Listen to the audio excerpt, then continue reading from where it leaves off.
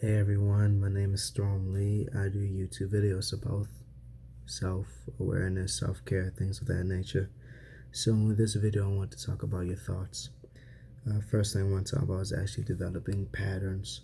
So one thing that I personally do is I have a horrible memory, so I develop ways to keep reminding myself small things.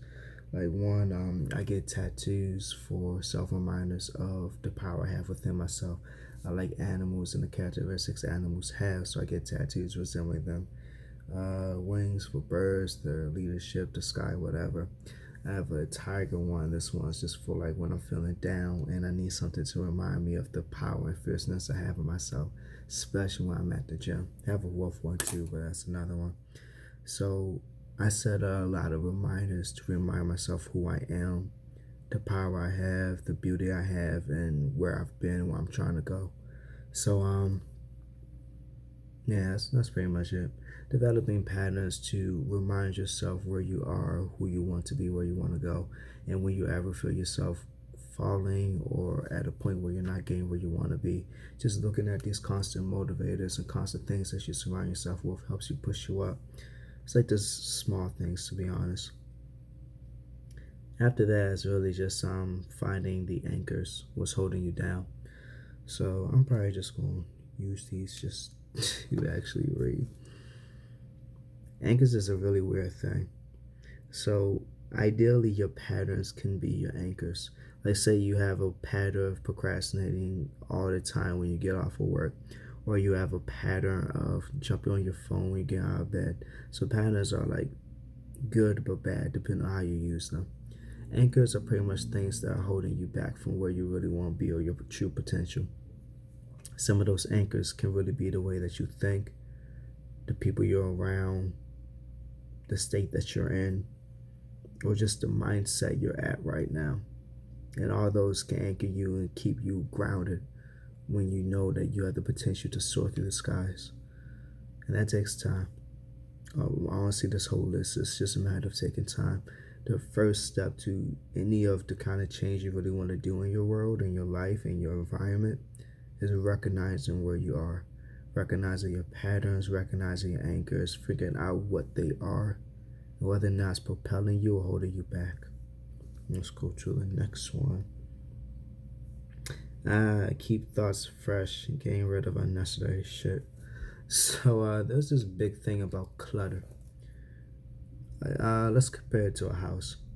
If you have clutter in the house, like say you try to find an old comic from like 10 years ago, but over those 10 years you've accumulated 10,000 comics.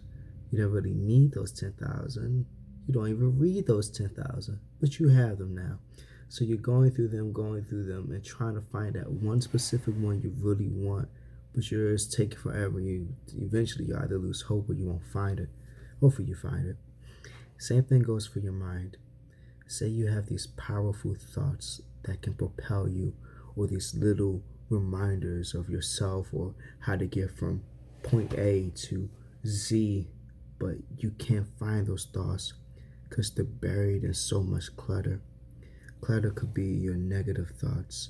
Clutter could be unorganized information that's just flying in your head and you have nowhere to ground it. It's just constantly thinking, constantly thinking. Clutter could be your environment. Point is, take your time to get rid of the clutter.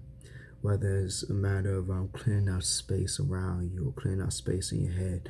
One thing I like to do is I write things down. I write things down, I go over things, and then I'm constantly reevaluating, okay, I haven't touched this in quite some time. Am I really going to use it, or is there something better use I can do? And it's weird because it's like good and bad to that. So I'm a hustler. My first thing is, okay, can I make money off of this? But the really funny part is, did I buy it to make money off of it? No, I bought it to have fun. Why is this turning into a money hawk later? And the thing is, it's like it's a give or take situation.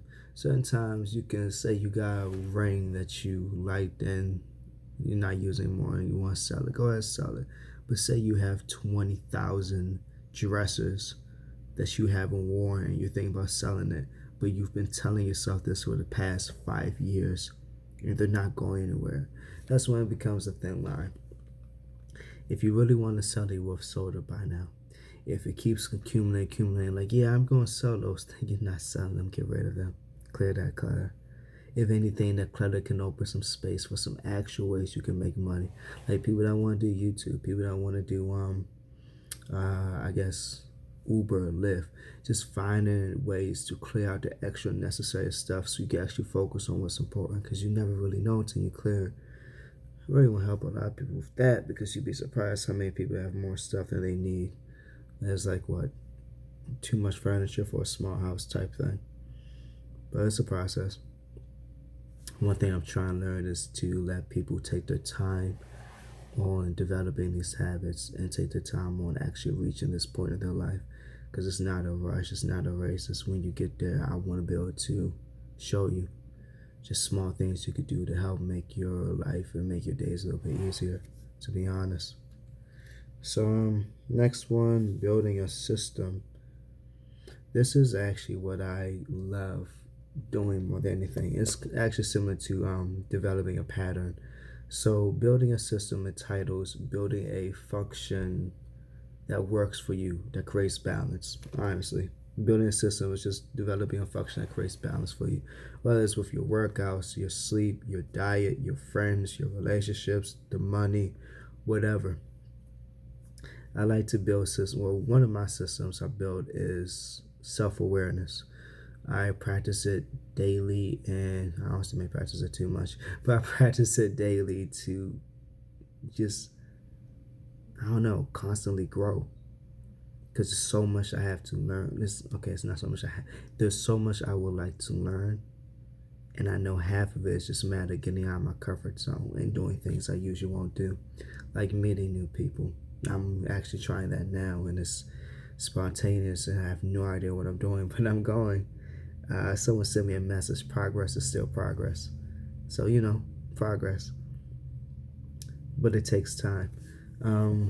Building a system that entitles me actually being social with me, just doing more things that get me out. Like right now, I'm in a hotel and I'm eating and watching cartoons. That's not as much as, well, it's like pouring down rain, so there's that. But on the days that it's not, are the days I can actually go out and do stuff, but I don't. So it's a matter of finding out what is holding me back. What pattern am I developing is holding me back from creating a system that actually helps me become more social. Not even become more social, because I'm a social person, but actually get out there and learn something. I had a chance to go to a party. I was working at the party, and then I came back, and instead of working, and so I could just party. So I got the chance to go to this party. It was a work party, and it was so many people with nice outfits and business looking. I'm like, technically, this is a great opportunity for me to actually learn something from people I've never met and people in a position that's higher than mine. But I was too much in my head. I kept thinking this, that, and the third. I'm in my long sleeve, bleach stained, cleaning shirt. I don't really know anybody.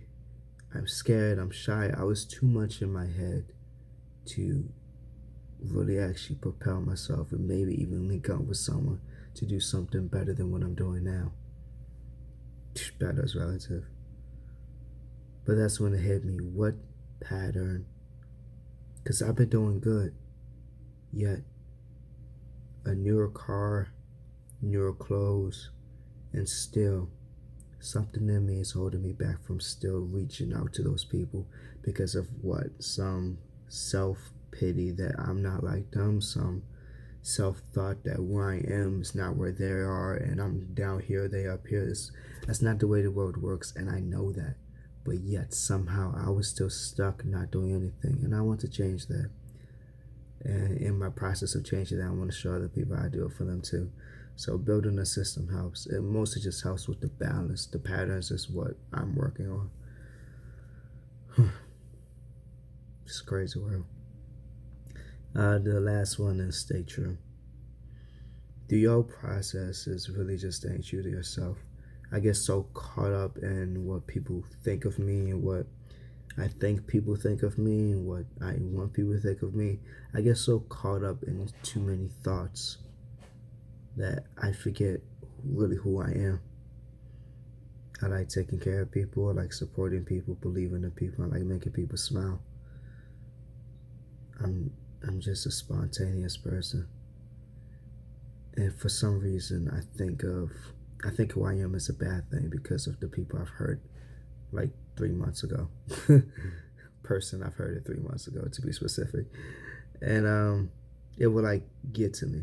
It happens, and you get any relationship, get attached. Y'all break up, or well, I broke up with her, and that's not even any. But long story short, y'all break up, and then things happen, and you feelings hurt. Things change, keep it moving. Yeah, every thought comes in.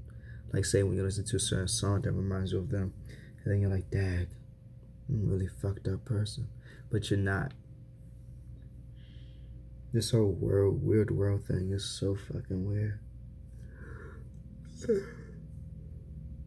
I was actually about not to make a video, but I'm like, I keep procrastinating, so let me make this video. But let me summarize everything. So, sophisticated. 5 ways to work on your thoughts will be the first one: developing patterns, healthy patterns, I should say, positive patterns. Finding the ones that aren't working for you, start developing ones that actually work better for you.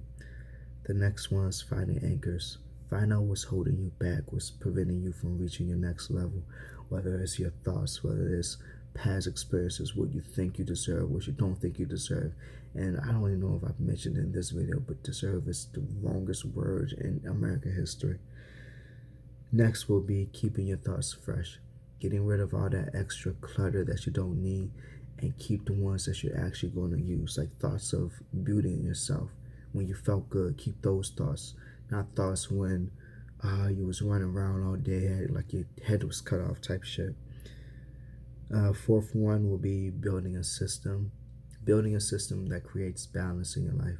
And I'm also going to be going into depth about even more of these throughout these YouTube videos. But the idea is balance. Balance your relationship, your lifestyle, career, workout, food, diet, things of that nature. Find a way to balance them and take your time. I swear I can't say that enough.